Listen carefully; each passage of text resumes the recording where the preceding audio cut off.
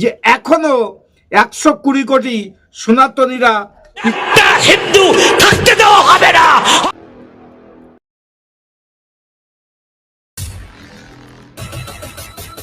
নমস্কার, আমি কৃষ্ণপদ অধিকারী।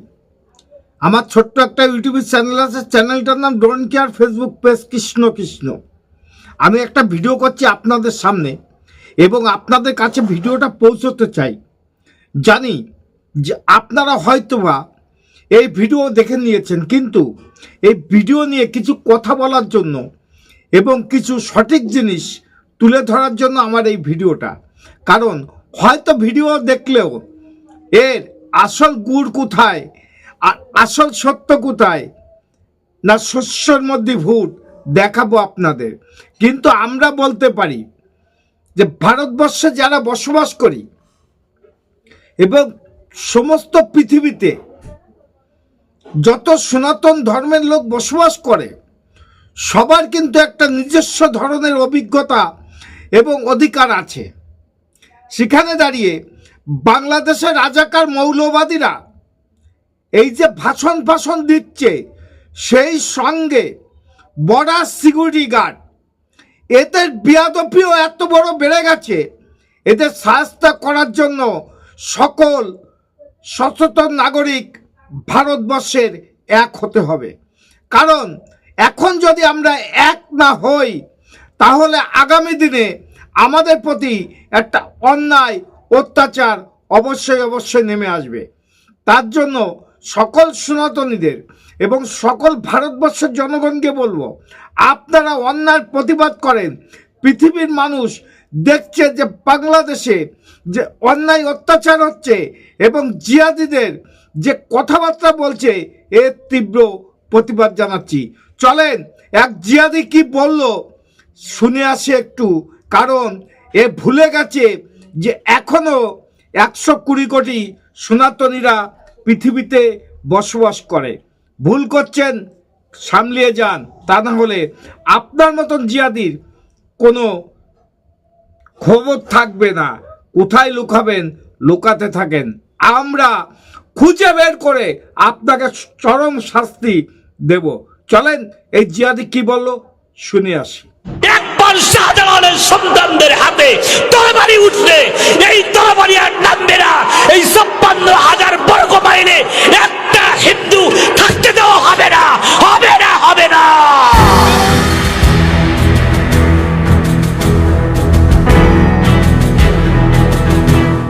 বাংলাদেশে এখন কোথাও সরস্বতী পুজো বন্ধর ফরমান জারি হচ্ছে, আবার কোথাও সরাসরি মূর্তি ভাঙচুর চালাচ্ছে মৌলবাদীরা।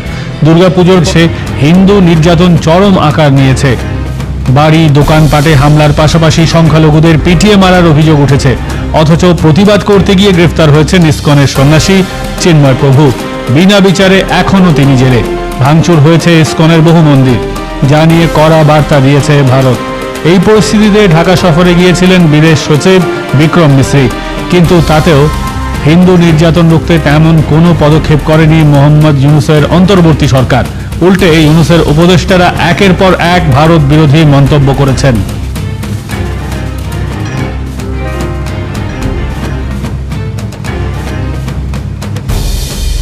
এছাড়া বাংলাদেশে বর্তমানে যা পরিস্থিতি, তাতে আন্তর্জাতিক মহলের অনেকেই বলছেন হাসিনাহীন বাংলাদেশ মৌলবাদীদের আখড়া হয়ে উঠেছে। ইউনূস প্রশাসনের প্রভাব বাড়ছে পাকপন্থী জামাত শিবিরের নেতাদের। জেল থেকে মুক্তি পেয়েছে আল কায়দার শাখা সংগঠনের নেতা জসিমউদ্দিন রহমানের। এই ভিডিওটা তো দেখলেন, চলেন আপনাদের আর একটা ভিডিওর সঙ্গে পরিচয় করে দিই।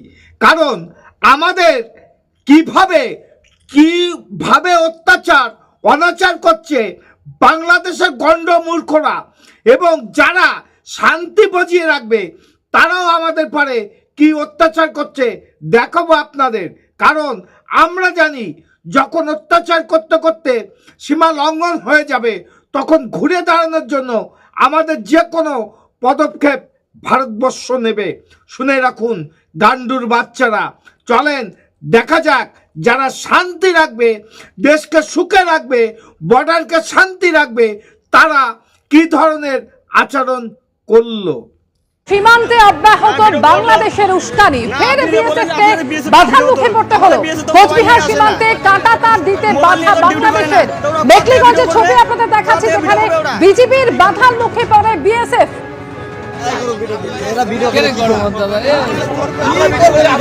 ওই একই কেস, আপনারা যেটা করবেন সেটা আমরা করব। তাহলে বাধা সৃষ্টি কেন করতেছেন ভিডিও করার জন্য? বাধা সৃষ্টি করতেছি, এইগুলো বাধা সৃষ্টি করতেছি না, কেন বাধা করতেছেন? কেন বাঁধতেছেন?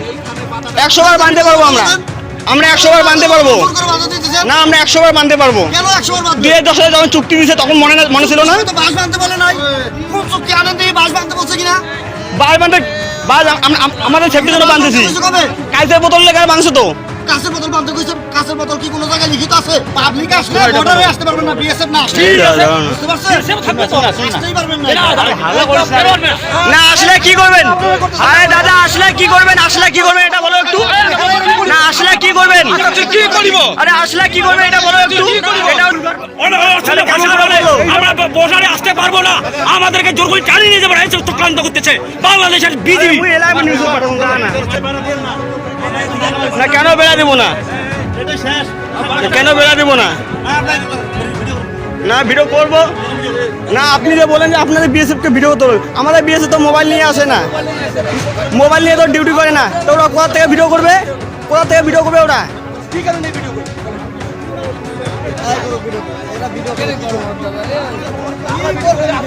ওই একই কেস, আপনারা যেটা করবেন সেটা আমরা করবো। তাহলে বাধা সৃষ্টি কেন করতেছেন ভিডিও করার জন্য? সবচেয়ে আনন্দের বিষয়টা কি জানেন তো, যে সাধারণ জনগণ এবং সাধারণ পাবলিক যাদের জমি এবং যাদের জমিতে তারা কাটার বেড়া দিচ্ছে, ওই আহাম্মকরা এসে বাধা সৃষ্টি করেও তাদের সমস্ত পদক্ষেপকে ভারতের জনগণ এবং ভারতের চাষি ধুলির সাথে মিশিয়ে দিয়েছে।